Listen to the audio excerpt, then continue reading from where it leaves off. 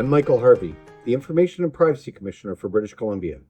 I want to share with you our latest report, an investigation into whether the City of Richmond is authorized to collect personal information through ultra-high-definition video surveillance at roadway intersections to assist the police in identifying criminal suspects. Video surveillance in our communities is on the increase. It takes many forms, including devices worn on employees, mounted at fixed locations, or in vehicles or on drones.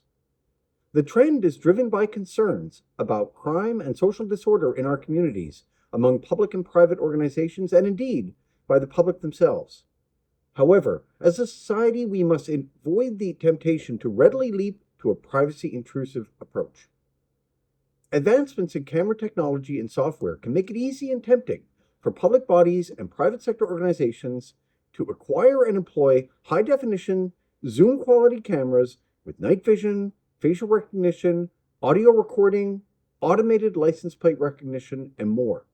However, when these features are combined, they may go over and above what is considered reasonable collection for the context. Such features also raise the potential for scope creep, where technology installed for one purpose is later used for other purposes. Fortunately, we have laws in British Columbia that establish the parameters for a limited and proportional collection of personal information through video surveillance. The Freedom of Information and Protection of Privacy Act, which governs the provincial and municipal public sectors, and which is the legal basis for this report, establishes that public bodies must only collect personal information when authorized by that law.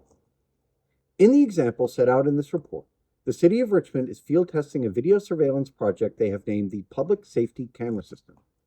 The project, currently being tested at one intersection, collects the personal information of tens of thousands of people per day via multiple high-resolution cameras. The purpose of the program is to share captured images and video with police to aid in identifying criminal suspects. Throughout this report, we describe why the city is not authorized under FIPA to collect personal information through this project.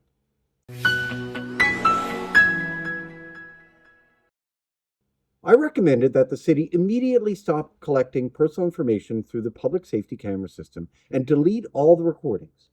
I also recommended that the city disband the system equipment. Upon reviewing an embargoed copy of this report, the city advised that it did not intend to comply with these recommendations. In response, I have issued Order F-2601.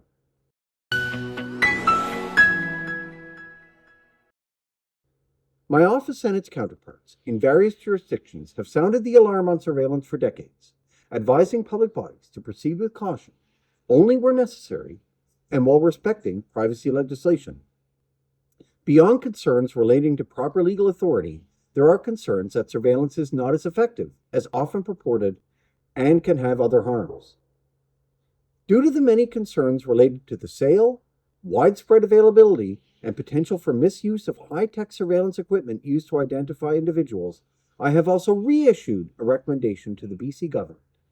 I ask that government regulate, through legislative amendment, technologies that capture biometric information.